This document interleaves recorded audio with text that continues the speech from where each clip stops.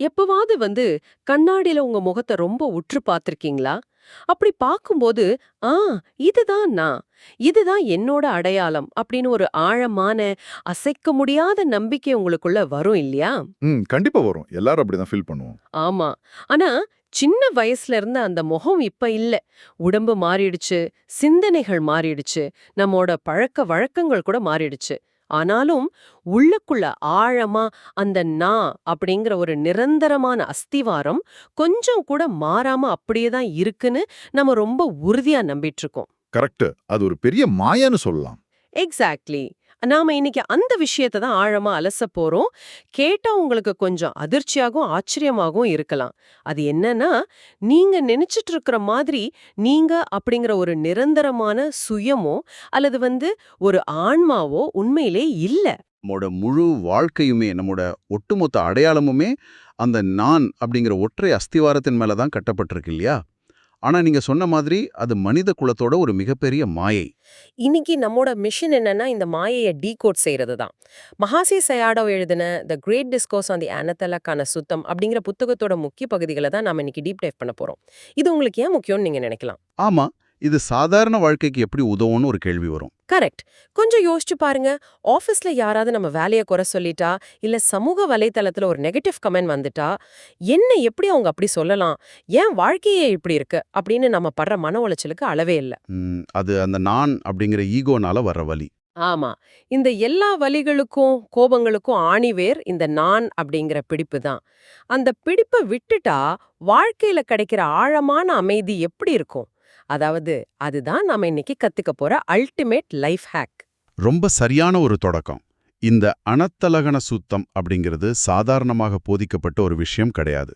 சரியா 2552 வருஷங்களுக்கு முன்னாடி வாரணாசியில இருக்கிற மான் பூங்காவுல புத்தர் தன்னிடம் சீடர்களா இருந்த 5 பிக்குகளுக்கு வழங்கின வரலாற்று சிறப்புமிக்க 2வது போதனை இது. ஓ!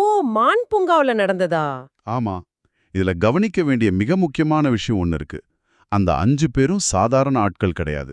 அவங்க ஏற்கனவே முதல் போதனையை கேட்டு உலகப்பற்றுகளை எல்லாம் விட்டுட்டு பௌத்தத்துல சோதா பண்ணா அப்படின்னு சொல்லப்படுற ஞானத்தோட முதல் படிய அடைஞ்சவங்க. ஒரு நிமிஷம் இருங்க.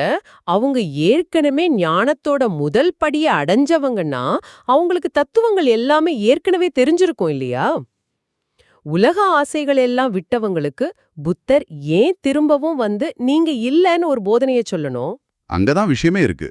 அவங்க பெரிய அளவுல ஆசைகளை விட்டிருந்தாலும் அவங்களுக்குள்ள மிக நுட்பமா ஒரு விஷயம் ஒளிஞ்சிட்டு இருந்தது. அதாவது, நாம சாதாரண மனிதர்களை விட உயர்ந்த நிலையில இருக்கோம், நாம ஞானத்தை நெருங்கிட்டோம் அப்படிங்கிற ஒரு மெல்லிய அகங்காரம். அடா! அந்த அளவுல கூட ஈகோ இருக்குமா? அங், பௌத்தத்துல இத ஐ கன்சீட் அப்படின்னு சொல்லுவாங்க. ஒரு ரொம்ப சிறிய நான் அப்படிங்கிற உணர்வு. அந்த இறுதி தடைய, அந்த நுணுக்கமான அகங்காரத்தை முழுமையா நீக்கி அவங்கள அரஹத் அப்படிங்கிற முழுமையான விடுதலை நிலைக்கு கொண்டு போறதுக்காக தான் புத்தர் இந்த அனத்தலகன சூத்தத்தை போதிச்சாரு. ஓ! அப்போ தியானம் செஞ்சு உயர்ந்த நிலைக்கு போனாலும், அந்த நான் சாதிச்சிட்டேன் அப்படிங்கிற எண்ணமே ஒரு மிகப்பெரிய தடைதான். சரி, இப்போ விஷயத்துக்கு வருவோம். புத்தரோட பார்வையில மனிதர்கள்னா உண்மையிலேயே யாரு? அந்த நான் இல்லனா இப்போ பேசிட்டு இருக்கிற நான் யாரு? புத்தர் மனிதனை ஒரு நிரந்தரமான பொருளாகவோ அல்லது உள்ளுக்குள்ள ஒரு நிரந்தரமான ஆன்மா இருக்கிற உடம்பாகவோ பார்க்கல. மனிதன் அப்படிங்கிறது வெறும் 5 கூறுகளின் சேர்க்கை மட்டுமே அப்படின்னு அவர் ரொம்ப தெளிவா விளக்குறாரு. வெறும் 5 கூறுகளா? ஆமா, இந்த 5ஐ தவிர அங்க சுயம் அப்படின்னு தேடி பார்த்தா எதுவுமே இல்ல. இத பௌத்தத்துல 5 திரட்சிகள் அப்படின்னு சொல்லுவாங்க. அந்த 5 கூறுகள் என்னென்னு கொஞ்சம் ஆழமா பாப்போமா? ஏன்னா, இத புரிஞ்சுக்கிட்டாதான் நம்மால அடுத்த கட்டத்துக்கே போக முடியும்னு தோணுது. கண்டிப்பா. முதலாவது கூறு ரூபம். அதாவது நம்ம கண்ணுக்கு தெரியற இந்த உடல், பருப்பொருள். Okay, physical body. கரெக்ட். 2வது வேதனை உணகத்தை. நாம தொடர்பு கொள்ளும்போது நமக்கு ஏற்படுற இன்பம், துன்பம் அல்லது நடுநிலையான உணர்வுகள். ஃபீலிங்ஸ். சரி. 3வது சிக்ஞை. நாம பார்க்கறத, கேட்கறத, அறிஞ்சுக்கிற மற்றும் ஞாபகத்துல வச்சுக்கிற திறன். அதாவது மெமரி மற்றும் பெர்செப்ஷன். 4வது சங்காரம். நமக்குள் எழுகிற எண்ணங்கள், ஆசைகள், கோபங்கள் மாதிரியான மனச்செயல்கள். ஓ, நம்ம தாட்ஸ் அண்ட் எமோஷன்ஸ். எக்ஸாக்ட்லி. இறுதியா 5வது விஞ்ஞானம். இதுதான் நனவு நிலை அல்லது விழிப்புணர்வு. இந்த 5 கூறுகளோட தொகுப்பு தான் ஒரு மனிதன். இதை கேட்கும்போதே எனக்கு ஒரு விஷயம் தோணுது. இது அப்படியே ஒரு கார் கூட ஒப்பிட்டு பார்க்கலாமா? கார் உவமையா? சொல்லுங்க பாப்போம். இப்போ ஒரு கார் எடுத்துக்குவோம். அதோட இன்ஜினை தனியா கழட்டி வச்சிடுறோம். சக்கரங்களை கழட்டுறோம். சீட்டு, ஸ்டீரிங், பிரேக்குன்னு எல்லாத்தையும் தனித்தனியா பிரிச்சு தரையில போட்டுடுறோம். இப்போ அந்த பாகங்களை எல்லாம் சுட்டி காட்டி, அதோ அங்க கார் இருக்கு பாருங்கன்னு யாராவது சொல்லுவாங்களா? கண்டிப்பா மாட்டாங்க. அங்க இருக்கிறது வெறும் சில பாகங்கள் மட்டும்தான். அந்த பாகங்கள் ஒரு குறிப்பிட்ட வகையில இணையும் போது நாம நம்ம வசதிக்காக அதுக்கு கார்னு ஒரு லேபிள் ஒட்டுறோம். அது போலதான் நாமும் வெறும் இந்த 5 பாகங்களோட தொகுப்பு தானா? ஆனா ஒரு கேள்வி, இந்த காருக்குள்ள ஒரு ஓட்டுநர் இருக்கணுமே, அவர்தானே காரை கண்ட்ரோல் பண்றார். அந்த ஓட்டுநரைத்தானே நாம நான் அப்படின்னு சொல்றோம். ரொம்ப ஆழமான ஊமை இது. ஆனா அந்த ஓட்டுநர் ஒருத்தர் உள்ள உட்கார்ந்துட்டு இருக்கிறாரு அப்படிங்கிற பிரமைதான் மனித குலத்தோட மிகப்பெரிய பிரச்சனை. புத்தரோட பார்வையில மனிதர்களுக்குள்ள ஒரு நிரந்தரமான மையமோ ஒரு ஓட்டுநரோ கிடையவே கிடையாது. அப்படின்னா நாம யாரு? அவங்க வெறும் நிகழ்வுகளோட தொடர்ச்சியான ஓட்டம் மட்டும்தான். ஒரு நதி எடுத்துக்கங்க. நதி ஓடிட்டு இருக்குன்னு நம்ம சொல்றோம். ஆனா ஒவ்வொரு நொடியும் அந்த இடத்துல புது புது தண்ணீர் வந்துகிட்டே இருக்கு. ஆமா, நேத்து பார்த்த தண்ணி இன்னைக்கு இருக்காது. எக்ஸாக்ட்லி. ஒரு வினாடி இருந்த நதி அடுத்த வினாடி அங்க இல்ல. அது போலதான் இந்த 5 கூறுகளும் ஒவ்வொரு மில்லி செகண்டும் தோன்றி மறைஞ்சு மாறிக்கிட்டே இருக்கு. அங்க நிரந்தரமான ஓட்டுநர் ஒருபோதும் இல்ல. ஒரு நிமிஷம், நீங்க சொல்றது லாஜிக் படி பார்த்தா சரிதான். நாம வெறும் பாகங்களோட தொகுப்பு தான். அங்க நிரந்தரமான ஓட்டுநர் இல்லேன்னு வச்சுக்குவோம். அப்புறம் ஏன் எனக்கு நான் இருக்கிறேன், இந்த உடம்பு என்னுடையது, இது என் வாழ்க்கை அப்படிங்கிற இவ்வளவு ஆழமான வெறித்தனமான ஒரு பிடிப்பு வருது? அது ஒரு முக்கியமான கேள்வி. அந்த ஓட்டுநர் இல்லன்னா ஆபீஸ்ல யாருக்காவது என் மேல கோபம் வரும்போது நான் ஏன் அவமானப்பட்டதா ஃபீல் பண்றேன்? யார் அங்க அவமானப்படுறது? இதுதான் மனித மனத்தோட மிகப்பெரிய புதிர். இந்த இடத்துல தான் மஹாஷி சயாடாவ் தன்னோட நூல்ல பிடிப்புகள் அப்படிங்கிற ஒரு பிரம்மாண்டமான கான்செப்டை கொண்டு வரார். நமக்கு சொந்தமில்லாத ஒன்றை, தொடர்ந்து மாறிக்கிட்டே இருக்கிற ஒன்றை, இதுதான் நான் அப்படின்னு நாம ரொம்ப இறுக்கமா பிடிச்சிட்டு இருக்கோம். ஓ, அந்த பிடிப்புகள் தான் பிரச்சனையா? ஆமா.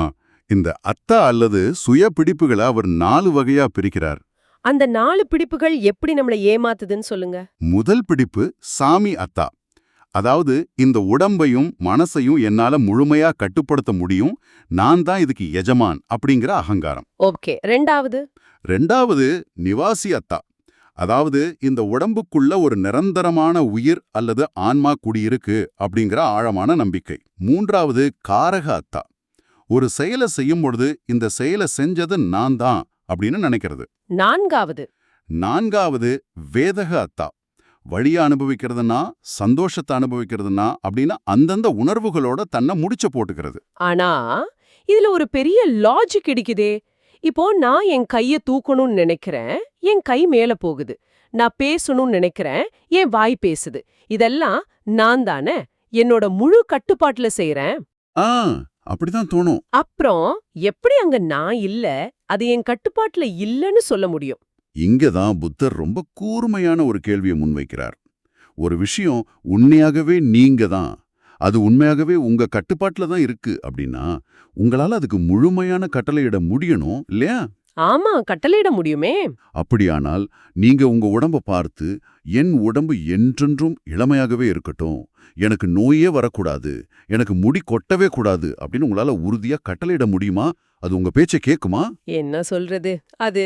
அல்லது உங்க மனசை பார்த்து, என் மனசு எப்பவுமே 100% சந்தோஷமா மட்டுமே இருக்கட்டும், எனக்கு எந்த கவலையும் கோவமும் வரக்கூடாது அப்படின்னு ஆணையிட முடியுமா? ஓ, மாட்டிக்கிட்டேனோ? கண்டிப்பா முடியாது. நம்ம டயட்ல இருப்போம், ஆனா திடீர்னு பிரியாணிய பார்த்ததும் மனசு அலைப்பாயும், கண்ட்ரோல் பண்ண முடியாது. உடம்பு நமக்கு தெரியாமலேயே வயசாகுது. அதுதான் உண்மை. உடம்பு தன்னிச்சையா வயதாகுது, நோயுறுது. மனசு தன்னிச்சையா கவலைப்படுது, கோவப்படுது. உங்க செரிமான மண்டலம் உங்ககிட்ட பர்மிஷன் கேட்டுட்டா வேலை செய்யுது? இல்ல. எல்லாமே அதனதன் காரண காரியங்கள் படி இயங்குது. உங்களோட முழு கட்டுப்பாட்டிலே இல்லாத ஒன்றை எப்படி இது நான் அப்படின்னு சொல்ல முடியும்? அட, இது ரொம்ப புதுசான ஒரு கோணமா இருக்கே. ஆனா எனக்கு இன்னொரு சந்தேகம். எனக்கு 5 வயசுல நடந்த ஒரு பிறந்தநாள் கொண்டாட்டம் இன்னும் ஞாபகம் இருக்கு. என் உடம்பு மாறிடுச்சு, என் எண்ணங்கள் மாறிடுச்சுன்னு நீங்க சொல்றத நான் ஏத்துக்கிறேன். ஆனா அந்த மெமரி என்னோடது தானே. அந்த ஞாபகத்தை வச்சுக்கிட்டு இருக்கிற அந்த நான் அப்படிதானே இருக்கு. ரொம்ப இயல்பான ஆனா தவறான ஒரு புரிதல் இது. அந்த மெமரியா தான் நாம பௌத்தத்துல சிக்னை அப்படின்னு சொல்றோம். அதுவும் ஒரு தொடர்ச்சியான ஓட்டம் மட்டும்தான். அது எப்படி உங்க கட்டுப்பாட்டுல இல்லைன்னு நான் நிரூபிக்கிறேன். சொல்லுங்க பாப்போம். சில நேரங்கள்ல உங்களுக்கு ரொம்ப நல்லா தெரிஞ்ச ஒருத்தரோட பேரு டக்குன்னு ஞாபகத்துக்கு வராது. மூளைய கசக்குவீங்க, ஆனா வராது. ஆனா பல வருஷங்களுக்கு முன்னாடி நடந்த நீங்க மறக்கவே நினைக்கும் ஒரு கசப்பான அல்லது அவமானகரமான நிகழ்வை ராத்திரி 2 மணிக்கு நீங்க தூங்க போகும்போது எந்த அழைப்பும் இல்லாம தானாவே வந்து உங்களை தொல்லை பண்ணும். ஆமா, அது ரொம்பவும் எரிச்சலான ஒரு விஷயம். நம்மள நாமே திட்டிக்கிற மாதிரி தோணும். அந்த மெமரி உங்க கட்டுப்பாட்டுல இருந்தா நீங்க கஷ்டமான நினைவுகளை அழிச்சிட்டு சந்தோஷமானதை மட்டுமல்ல வச்சிருக்கணும். ஆனா அப்படி நடக்கிறதில்ல. ஏன்னா சிக்னை அப்படிங்கறதும் நான் கிடையாது. ஓ, அதுவும் ஒரு கெமிக்கல் ரியாக்ஷனா? ஆமா, அது வெறும் ஒரு நிகழ்வு. மூளையில ஏற்படுற ஒரு ரசாயன மாற்றம். அது அதோட சொந்த விதிகளின்படி இயங்குது. அதுல உங்க ஆளுமை எதுவுமே இல்ல. அப்போ ஆபீஸ்ல யாராவது என்ன திட்டும்போது எனக்கு கோவம் வருதே, அது யாரு?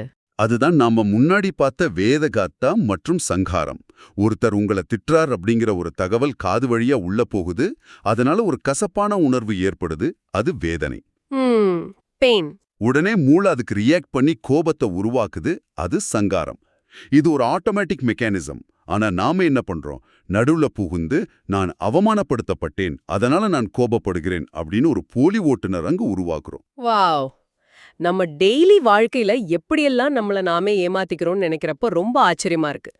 சரி, இப்படி நம்ம உடம்பு, மனசு, நினைவுகள்னு எதுவுமே நான் இல்ல, உள்ள ஒரு நிரந்தரமான ஓட்டுநரும் இல்ல அப்படின்னா ஒரு மிகப்பெரிய தத்துவ குழப்பம் இங்க உருவாகுதே. என்ன குழப்பம்? இறந்த பிறகு என்ன நடக்கும்? நான் அப்படிங்கிற ஒண்ணுமே இல்லைன்னா இறந்த பிறகு எல்லாம் சூனியமாகிடுமா? இந்த இடத்துல தான் மனித குலம் பல ஆயிரக்கணக்கான வருஷங்களா தடமாறிக்கிட்டே இருக்கு. இதை விளக்குறதுக்கு மகாசி சயாடா ஒரு சூப்பரான ரெஃபரன்ஸ் கொடுக்கறாரு. தீகனக சூத்தம் அப்படிங்கிற ஒரு சுவாரஸ்யமான உரையாடல். தீகனக சூத்தம், அதுல என்ன சொல்லிருக்கு?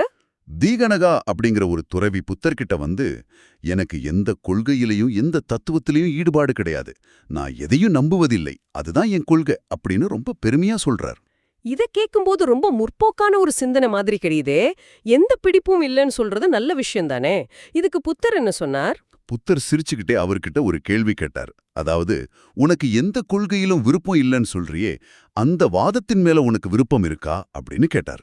அடடே, இது செமையான ஒரு லாஜிக் ட்ராப் ஆச்சே. அவர் ஆமான்னு சொன்னா அவரும் ஒரு கொள்கையை பிடிச்சது தொங்குறாருன்னு அர்த்தம் ஆகிடுமே.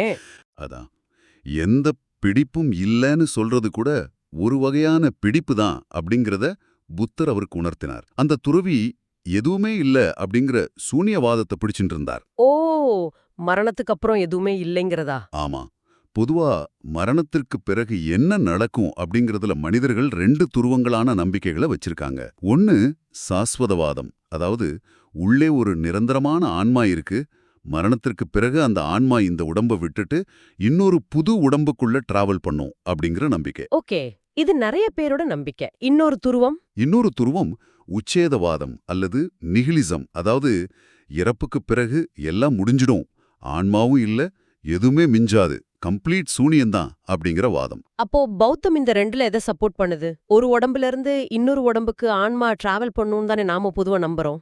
இங்கதான் நாம ரொம்ப ரொம்ப கவனமா இருக்கணும். பௌத்தம் இந்த 2 வாதங்களையுமே முற்றிலுமாக நிராகரிக்குது.